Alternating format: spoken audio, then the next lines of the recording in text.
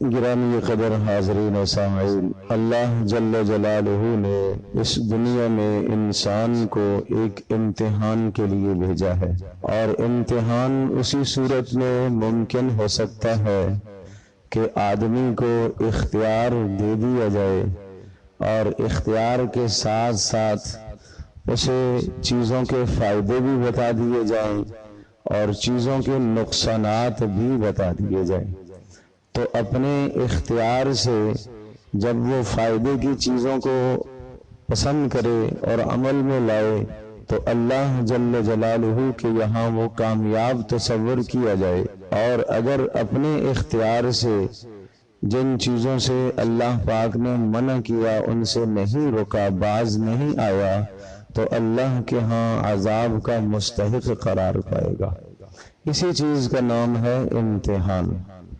اللہ جل جلالہ چونکہ مہربان ہے، اللہ پاک کریم ہے، اللہ رحمان ہے، اللہ رحیم ہے، اللہ غفور ہے، تو اللہ پاک یہ چاہتا ہے کہ میرے بندے جو مجھ سے گناہوں اور نافرمانیوں کی وجہ سے دور ہو گئے ہیں وہ میرے بندے میرے قریب ہو جائیں اور مجھ سے ان کا ربط جڑ جائے اور مجھ سے ان بندوں کا تعلق جڑ جائے۔ اس کے لیے اللہ تبارک و تعالی نے رمضان المبارک کا مہینہ عطا فرمایا۔ رمضان المبارک کا مہینہ عطا فرمایا، سمجھ لیجئے کہ اس پورے کے پورے مبارک مہینے میں ہم سب کے سب مسلمان زیر علاج ہیں، ہم سب کے سب مسلمان زیر تربیت ہیں، ہم سب کے سب مسلمان زیر علاج اور زیر تربیت ہیں۔ ایک بیماری ہے جس بیماری کی تشخیص اللہ نے فرمائی ہے، پھر اس بیماری کو دور کرنے کا نسخہ بھی اللہ نے بتایا ہے، اور پھر اس بیماری کے دوران کیا کیا کرنا ہے کیا کیا نہیں کرنا، پرہیز کیا ہے وہ بھی اللہ نے بتا دی۔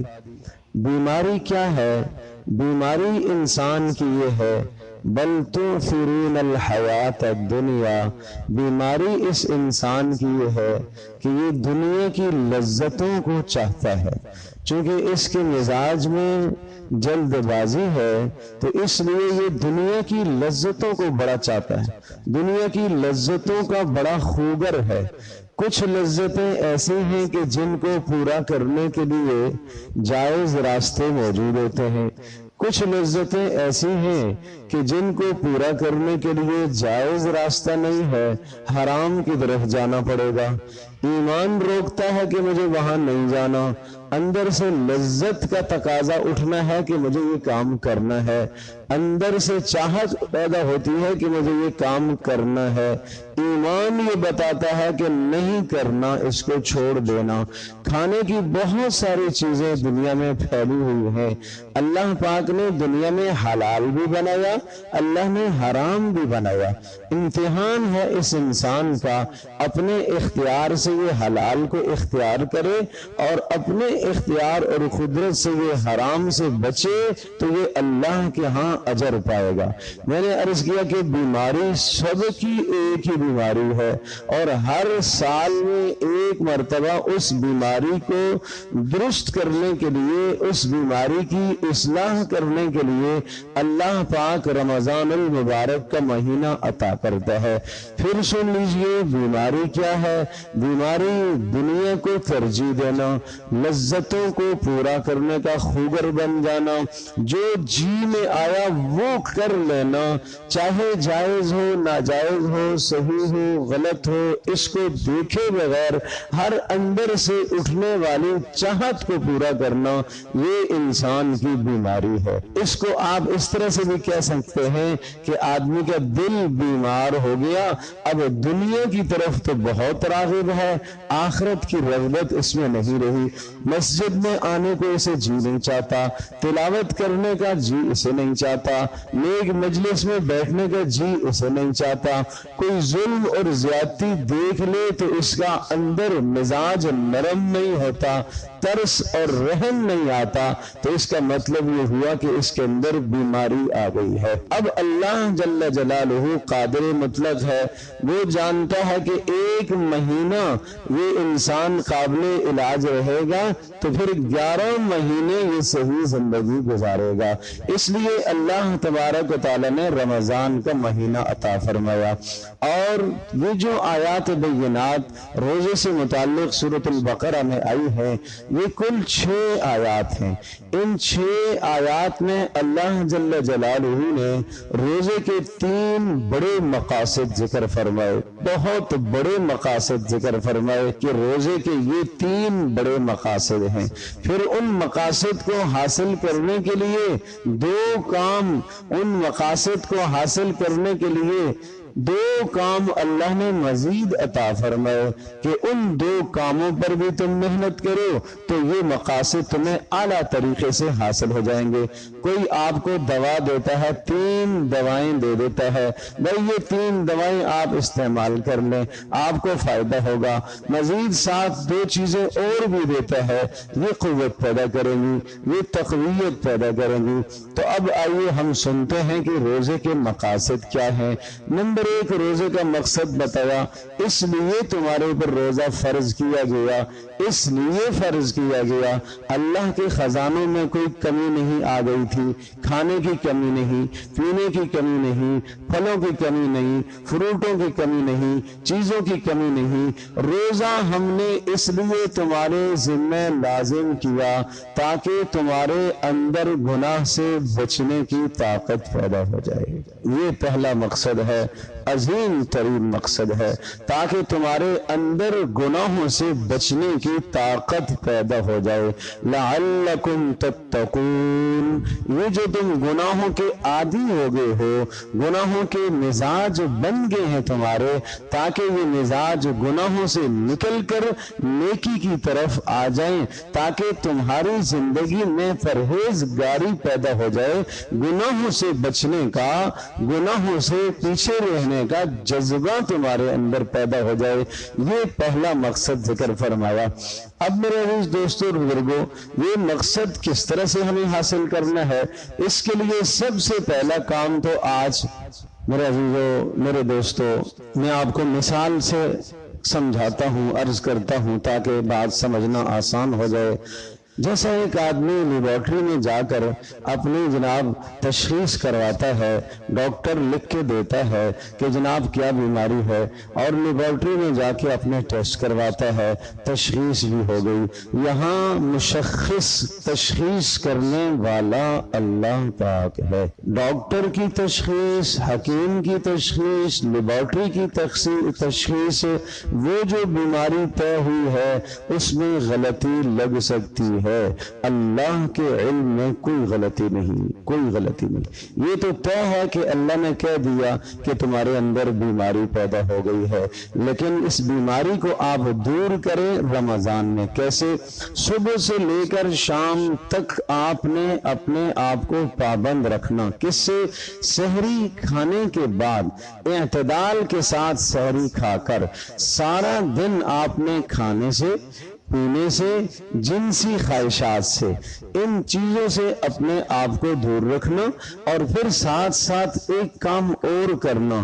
آپ کا روزہ جو ہے وہ روزہ صرف کھانے پینے سے رکنے کا نام روزہ نہیں ہے، زبان سے بےہودہ بات نکالنے سے بھی روکنا ہے، اور آنکھ سے بےہودہ چیز دیکھنے کا بھی روزہ ہے، اور کان سے بےہودہ بات سننے کا بھی روزہ ہے۔ میرے عزیزو، اگر کوئی آدمی غیبت کر رہا ہے، اٹھ جاؤ، اٹھ جاؤ، آپ کا روزہ وہاں خراب ہو جائے گا، آپ کا روزہ وہاں پھٹ جائے گا۔ حدیث میں ہے روزہ جنہ، ڈھال ہے، جب تک بندہ اس کو نہ پھاڑ دے۔ یہ کس سے پھٹ جاتا ہے؟ ڈھال کا معنی بچاؤ کا ذریعہ ہے، یہ جہنم سے بچاؤ کا ذریعہ ہے، یہ نافرمانیوں سے بچاؤ کا ذریعہ ہے، ڈھال ہے۔ ما لم یخرقھا، جب تک بندہ اس کو پھاڑ نہ ڈالے۔ کس سے پھٹتا ہے؟ غیبت سے پھٹ جاتا ہے، جھوٹ سے پھٹ جاتا ہے، بد نظری سے پھٹ جاتا ہے، گانا سننے سے پھٹ جاتا ہے، زبان پر فحش کلامی بیہودہ بات لانے سے پھٹ جاتا ہے، جھوٹ کے بولنے سے پھٹ جاتا ہے۔ ایسے شخص کے متعلق پیارے پیغمبر صلی اللہ تعالی علیہ وسلم ارشاد فرما رہے، جو روزہ رکھ کر زبان کو نہ بچا سکے، جو روزہ رکھ کر کان کو گناہ سے نہ بچا سکے، جو روزہ رکھ کر آنکھ کو گناہ سے نہ بچا سکے، جو روزہ رکھ کر حرام مال کمانے سے اپنے آپ کو نہ بچا سکے، جو روزہ رکھ کر حرام مال سے افطار کرنے سے اپنے آپ کو نہ بچا سکے، پیارے نبی صلی اللہ تعالی علیہ وسلم کا ارشاد پاک ہے، اللہ جل جلالہ کو ایسے روزے دار کے روزے کی کوئی ضرورت نہیں ہے۔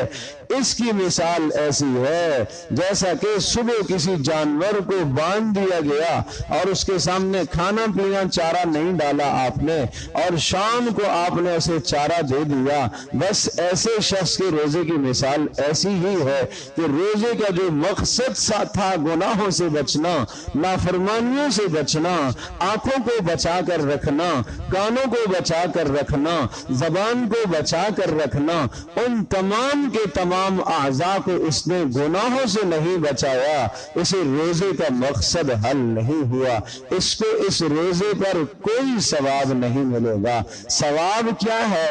فرمایا الصوم لی وانا اجزی بہ، کہ روزہ تو میرے لیے ہے، نماز کا ثواب فرشتے دے رہے ہیں، زکوٰۃ کا ثواب فرشتے حساب کر کے دے رہے، حج کا ثواب فرشتے حساب کر کے دیں گے قیامت کے دن، صدقے کا ثواب فرشتے جناب قیامت میں حساب کر کے دیں گے، اور جب باری آئے گی روزے کی، اللہ سے ملائکہ پوچھیں اے اللہ کیا ثواب دینا ہے، ان کو کتنا دینا ہے، اللہ تبارک و تعالیٰ فرمائیں گے الصوم لی وانا اجزی بہ، روزہ میرے لیے تھا، میرے لیے تھا، میں خود اس کا بدلہ دوں گا، تمہیں نہیں معلوم اس کا بدلہ کیا ہے، میں خود اس کا بدلہ دوں گا، میں خود اس کا بدلہ دوں گا۔ کوئی بڑا بادشاہ ہے، باقی سارے کام اپنے ملازموں سے کرائے، ایک اتنے بلند مقام والا شخص آیا کہ کہا کہ نہیں، اس کو جو دینا ہے تحفہ ہدیہ میں خود اسے پیش کروں گا۔ اسی طرح سے اللہ پاک روزے دار کو خود اجر پیش کرے گا، خود نوازے گا، تو کتنی عزت کی بات ہے۔ لیکن کسی روزے دار نے، کسی میرے بھائی نے، کسی میرے عزیز نے اگر روزہ رکھ کر اپنے آپ کو گناہوں سے نہ بچایا تو اس نے روزے کو ضائع کر دیا، روزے کو پھاڑ دیا، جس کے نتیجے میں وہ اللہ کے ہاں اجر کا مستحق نہیں بنے گا۔ اس کو سوائے بھوک کے، اس کو سوائے پیاس کے کچھ بھی حاصل نہیں ہوا، اس کو ایک ذرہ ثواب نہیں حاصل ہوا۔ میرے پیارو، بڑی آسانی سے ہم کہہ دیتے ہیں ارے اللہ قبول کرنے والا ہے، ارے اللہ قبول کرے گا۔ نہیں نہیں میرے عزیز، قبول تو اللہ ہی کرے گا، لیکن اللہ کے ہاں قبولیت کے کچھ شرائط ہیں، اللہ کے ہاں قبولیت کا کوئی ضابطہ ہے۔ تو آپ یہ کہو گے اللہ نیتوں کو جانتا ہے، میرے عزیز میرے دوست، آپ کی نیت پر مجھے شک نہیں ہے، آپ 100% اللہ کی رضا کے لیے روزہ رکھتے ہیں، اللہ کی رضا کے لیے صبح بیدار ہوتے ہیں، اللہ کی رضا کے لیے سارے اعمال کرتے ہیں، مجھے اس نیت پر بھی کوئی تردد نہیں ہے، آپ کی نیت بھی درست ہے، آپ نے روزہ بھی رکھا ہے، لیکن یہ جو باتیں میں آپ کو بتا رہا یہ بھی اللہ ہی کی طرف سے ہیں، یہ باتیں بھی پیارے پیغمبر صلی اللہ تعالی علیہ وسلم کی جانب سے ہیں کہ اگر روزہ رکھ کر اس نے اپنے آپ کو گناہوں سے نہیں بچایا، مَن لَّمْ يَدَعْ قَوْلَ الزُّورِ وَالْعَمَلَ بِهِ فَلَيْسَ لِلَّهِ حَاجَةٌ أَن يَدَعَ طَعَامَهُ وَشَرَابَهُ، جو آدمی روزہ رکھ کر بےہودہ بات سے نہ بچے، گناہ کے کام سے نہ بچے، اللہ کو کوئی حاجت نہیں ہے، اللہ کو کوئی ضرورت اس کے روزے کی نہیں ہے، یہ بھوکا رہے، یہ پیاسا رہے، یہ سارا دن بھوکا رہا، پیاس سے حلق اس کا خشک ہو گیا، لیکن گناہ ساتھ کرتا رہا، اللہ کو اس کے روزے کی کوئی ضرورت نہیں ہے، اللہ کو ایسے روزے کی کوئی ضرورت نہیں۔ تو اپنا احتساب کرنا ہوگا ہمیں، اپنا احتساب کرنا ہوگا، اپنا حساب کرنا ہوگا۔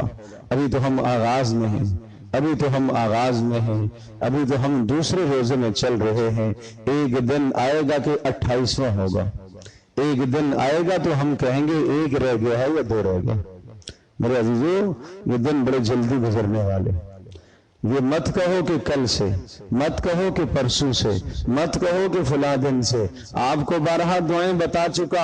رسول اللہ صلی اللہ تعالی علیہ وسلم رمضان کا چاند آنے سے تیاری شروع نہیں کرتے تھے، آپ کی تیاری رجب کے مہینے سے شروع ہوتی تھی۔ اللہم بارک لنا فی رجب و شعبان و بلغنا رمضان۔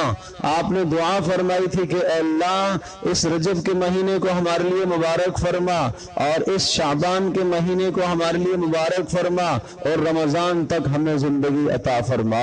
تو آپ علیہ الصلوۃ والسلام کی تیاری تو 2 ماہ پہلے سے چلتی تھی۔ تو اس لیے ایک تو آج ہم نے احتساب یہ کرنا ہے کہ میری زندگی میں کیا کیا گناہ ہیں۔ چاہتے ہو اللہ راضی ہو جائے، چاہتے ہو ہمارے گناہ بخشے جائیں، چاہتے ہو کہ جنت کے فیصلے ہو جائیں، پہلا عشرہ رحمت کا رحمت برسے، دوسرا عشرہ مغفرت کا مغفرت مل جائے، تیسرا عشرہ جہنم سے خلاصی کا خلاصی ہو جائے، سارے یہ چاہتے ہیں کہ نہیں چاہتے بھائی؟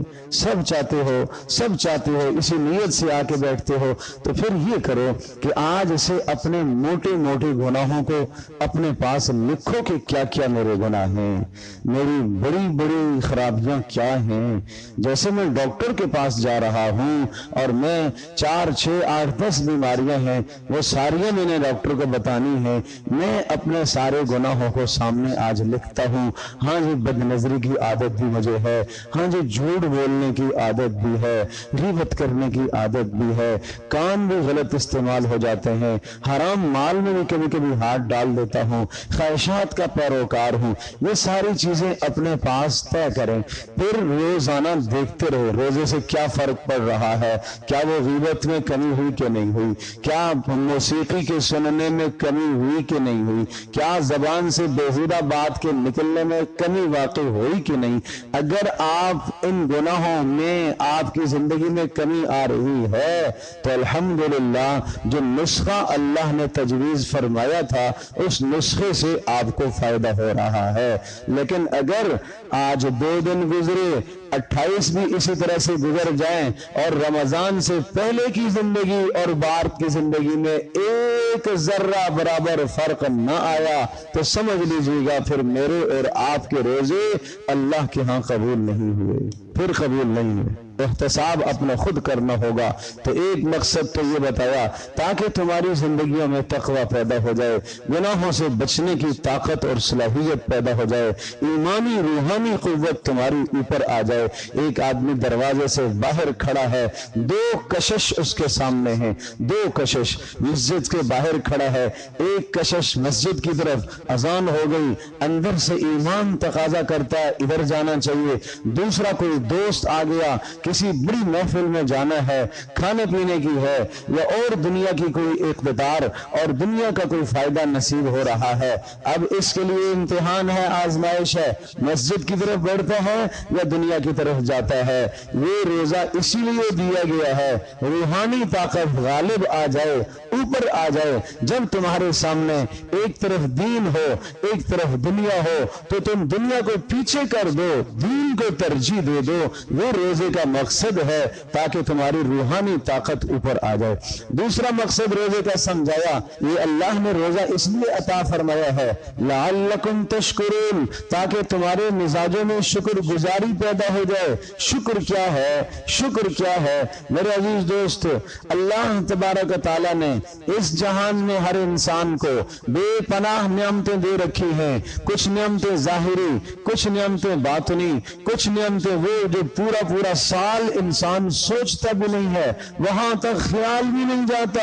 یہ نعمتیں اللہ نے انسان کو دے رکھی ہیں۔ نعمت ایمان بڑی نعمت ہے، نعمت ہدایت بڑی نعمت ہے، اسلام بڑی نعمت ہے، اس کے بعد دنیا کی چیزوں کا ملنا بڑی نعمت ہے، اولاد کا ملنا بڑی نعمت ہے، مال کا حاصل ہونا بڑی نعمت ہے، دنیا میں عزت کا مل جانا بڑی نعمت ہے، گھر کا نصیب ہو جانا بڑی نعمت ہے، سب سے لے کر پیر تک جسم میں غور کرو، آنکھیں درست، ہاتھ درست، پیر درست، جسم کے اعضاء ٹھیک، یہ اللہ کی کروڑوں نعمتیں ہیں، کروڑوں نعمتیں ہیں جن نعمتوں کو ہم نہیں شمار کر سکتے۔ آپ کو اگر کوئی دیتا ہے، آپ کو اگر کوئی نوازتا ہے، ایک دن اس نے لا کے آپ کو گفٹ دیا، دوسرے دن گفٹ دیا، تیسرے دن گفٹ دیا، چوتھے دن گفٹ دیا، روزانہ ہی روزانہ نوازتا ہے، مجھے بتائیے گا آپ اس کے کتنے نیاز مند ہو جائیں گے، آپ اس کی کتنی عزت کریں گے، آپ کتنا اس کے سامنے جھکیں گے، آپ کتنی اس کی خوشامد کریں گے۔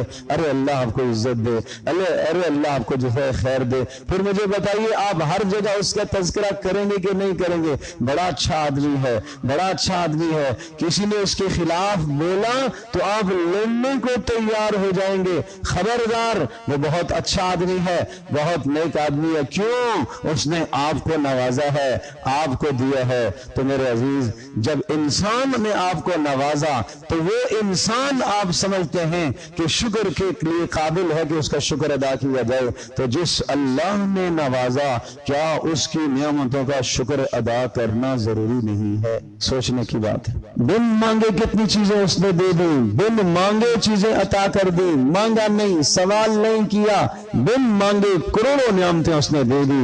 وَإِن تَعُدُّوا نِعْمَةَ اللَّهِ لَا تُحْصُوهَا، اور اگر تم نعمتیں شمار کرنے لگ جاؤ تو تم نہیں شمار کر سکتے ہو۔ اور پھر یاد رکھیے گا نعمت کا شکر کیسے ہوگا؟ نمبر ایک آدمی دل سے یہ کہے یہ جو نعمت اللہ نے مجھے عطا فرمائی ہے میں اس نعمت کا مستحق نہیں تھا، یہ اللہ نے میرے اوپر احسان فرمایا ہے، یہ اللہ نے میرے اوپر فضل فرمایا ہے، اللہ نے اب تک جان دی ہوئی ہے، چلتا پھرتا ہوں، ضعف بھی آ گیا، بڑھاپا بھی آ گیا، پھر بھی اللہ نے آنکھیں اب تک نہیں چھینی، ہاتھ پاؤں اللہ نے دیے ہوئے ہیں، صحیح سالم اعضاء دیے، مال بھی اللہ نے عطا فرمایا۔ اے میرے مالک، اے میرے اللہ، میں ان نعمتوں کا مستحق نہیں تھا، یہ آپ کی فیاضی ہے، یہ آپ کی کرم نوازی ہے۔ کسی نعمت کو اپنی ذاتی صلاحیت مت سمجھ بیٹھنا۔ قارون نے کہا تھا انما اوتیتہ علی علم عندی، یہ میرا ذاتی کمال ہے، یہ میری محنت کا نتیجہ ہے، یہ مال میری نعمت کا نتیجہ ہے، اس نعمت کے یہ مال میری محنت کا نتیجہ ہے، اس ناشکری کے نتیجے میں کہا فخسفنا بہ وبدارہ الارض، ہم نے اس کی نعمتوں سمیت اسے زمین کے اندر دنسا دیا۔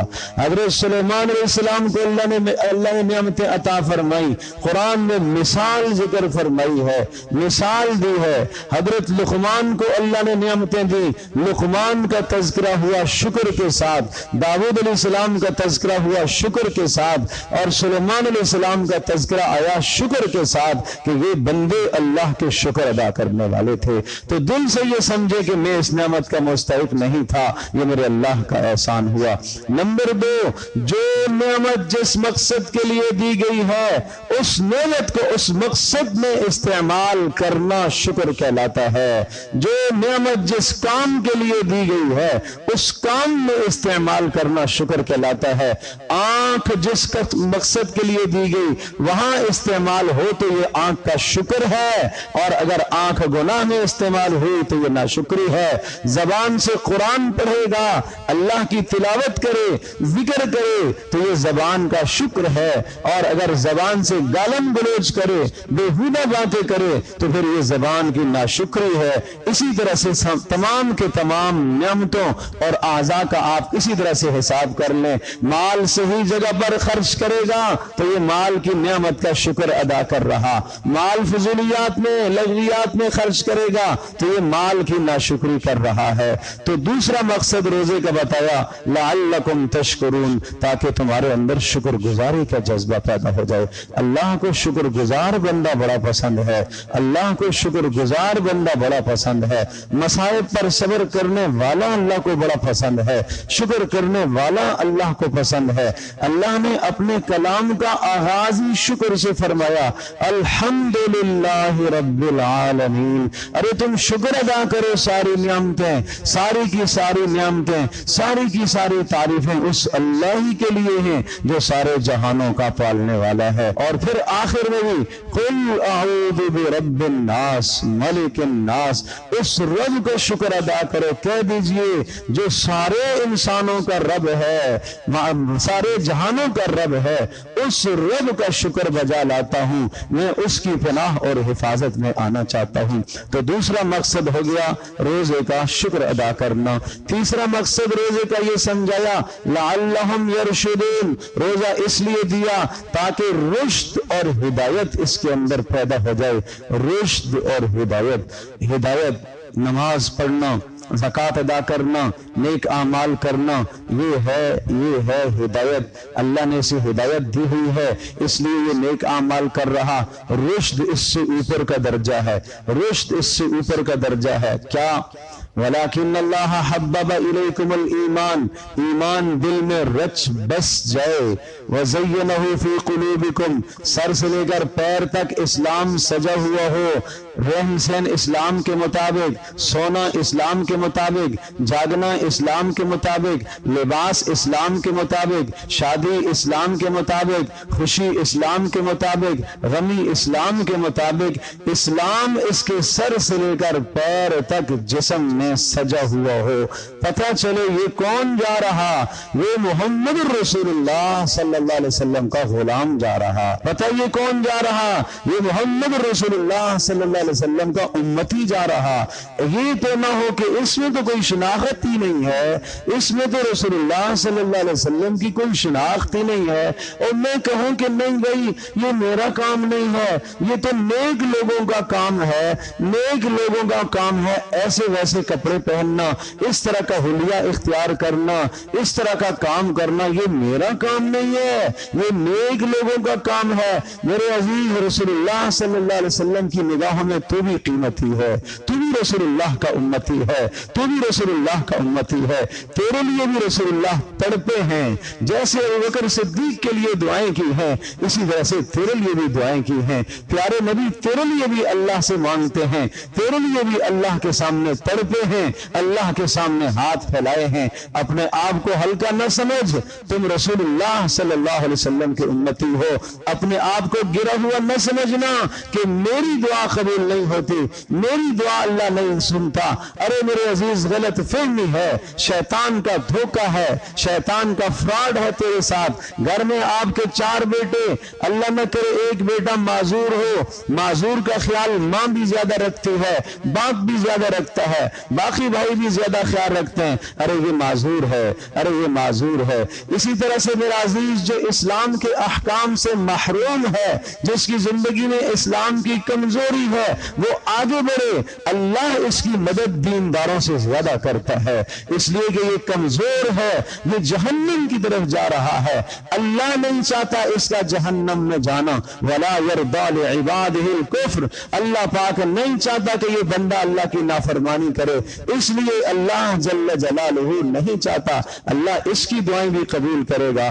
اور تیسرا مقصد یہ بتا دیا، عرض کیا یرشدون، رشد، ہدایت، رشد آ جائے، عرض کیا ایمان دل میں سج جائے، اسلام ظاہر میں سج جائے، کر رہا الیکم الکفر، کفر ناپسند ہو جائے، والفسوق، گناہ بھی ناپسند ہو جائے، والعصیان، ظلم بھی ناپسند ہو جائے۔ یہ 5 خوبیاں اگر پیدا ہو گئی تو رشد کی صفت حاصل ہو جائے گی، اور یہ وہ صفت ہے جو اللہ نے ابراہیم علیہ السلام کو عطا فرمائی تھی۔ وَلَقَدْ آتَيْنَا إِبْرَاهِيمَ رُشْدَهُ مِنْ قَبْلُ، ابراہیم کو اللہ نے رشد عطا فرمایا۔